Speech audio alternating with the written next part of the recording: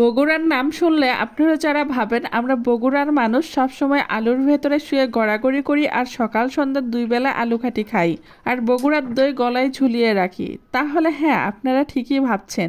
আলু ঘাটি আমাদের পছন্দের একটা খাবার। বগুড়ার বিখ্যাত খাবারগুলোর মধ্যে আলু ঘাটি অন্যতম। আজকে আমি রান্না করব বগুড়ার ঐতিহ্যবাহী আলু ঘাটি। আলু ঘাটি রান্না করার জন্য এখানে আমি 1 কেজি পরিমাণে আলু ধুয়ে পরিষ্কার করে নিয়েছি। খুব তাড়াতাড়ি যেন আলুগুলো সেদ্ধ হয় সেজন্য আমি প্রেসার কুকারে আলু সেদ্ধ করব আর সাথে কাঁচামরিচ দিয়েছি। আজকে আমি কাঁচামরিচ দিয়ে আলু ঘাটি করব। 10 মিনিটের ভেতরে আলুগুলো সেদ্ধ হয়ে গেছে। সবগুলো আলু খুব সুন্দরভাবে ছিলে নিয়েছি।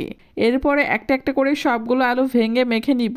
আলুগুলো আমার মেখে নেওয়া কমপ্লিট হয়ে গেছে। এখন আমি চুলার উপরে একটা পাতিল বসিয়ে সামান্য পরিমাণ তেল দিয়ে তেলটা গরম করে নিব। তেল যখন হালকা গরম হয়ে আসবে এর ভিতরে দিয়ে দিব আগে থেকে কুচি করে কেটে রাখা পেঁয়াজ। পেঁয়াজ ভাজার পরে যখন পেঁয়াজগুলোর কালার হালকা বাদামি হবে সে পর্যায়ে এর ভিতরে দিয়ে দিব জিরার ফোড়ন। জিরার ফোড়ন দিয়ে হালকা নেড়েচেড়ে এখন আমি এর ভিতরে দিয়ে দিব 3-4টা তেজপাতা আর 3-4 টুকরো দারচিনি। এরপরে এর ভিতরে দিয়ে দিব 2 টেবিল চামচ হলুদের গুঁড়ো, 1 টেবিল চামচ জিরার গুঁড়ো, 1 টেবিল চামচ ধনে গুঁড়ো, 2 টেবিল চামচ আদা রসুন বাটা আর কাঁচামরিচ সিদ্ধ করার পরে বেটে নিয়েছিলাম সেই কাঁচামরিচ বাটা। সবগুলো উপকরণ আমার দেওয়া হয়ে গেছে। এখন আমি সবগুলো মশলা খুব ভালোভাবে কষে নিব। মশলা কষানোর উপর রান্নার স্বাদ নির্ভর করে, তাই একটু সময় নিয়ে মশলাগুলো আমি কষিয়ে নিব যতক্ষণ পর্যন্ত না মশলা থেকে কাঁচা গন্ধ চলে না যাচ্ছে। এরপরে এর ভিতরে দিয়ে দিলাম ভেঙে রাখা আলু। আলু ভালোভাবে মশলাগুলোর সাথে যেন মিক্সড হয়ে যায় এজন্য আমি নাড়াচাড়া করে নিচ্ছি। আজ আমি আলু ঘাটিতে মাছের মাথা আর ফুলকপি দিয়ে রান্না করব।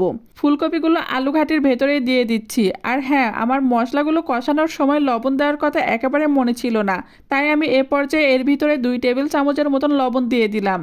এরপর 15 থেকে 20 মিনিট রান্না করে নিয়েছি। 15-20 মিনিট রান্নার পর আলু ঘাটি কষানো হয়ে গেছে।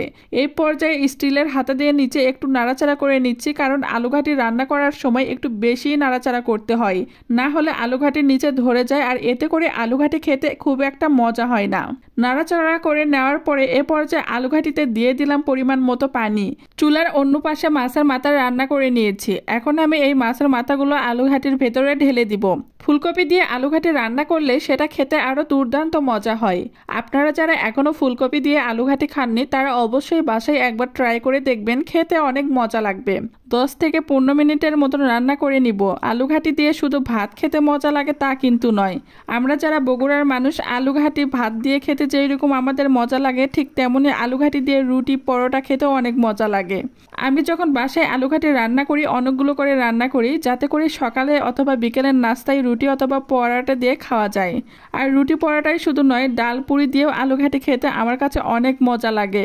আলু ঘাটি রান্না যখন হয়ে আসবে ঘাটি চুলার উপর থেকে নামানোর 3 থেকে 4 মিনিট আগে ঘাটির উপরে ধনেপাতা কুচিগুলো এভাবে দিয়ে দিলাম। ধনেপাতা দিয়ে 3-4 মিনিট রান্না করলে আলু ঘাটির আলাদা একটা ফ্লেভার চলে আসে, যেটা খেতে আরো বেশি মজা লাগে। বিশেষ করে যারা ধনেপাতা খেতে পছন্দ করে তাদের কাছে খেতে অনেক ভালো লাগবে।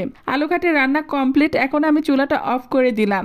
আলু ঘাটি দেখতে যেরকম কালারফুল হয়েছে খেতেও অনেক সুস্বাদু হয়েছে, খেতে অনেক মজা লাগবে। আর আমার ভিডিওটা যদি আপনাদের কাছে ভালো লাগে তাহলে অবশ্যই কমেন্টস করে জানাবেন।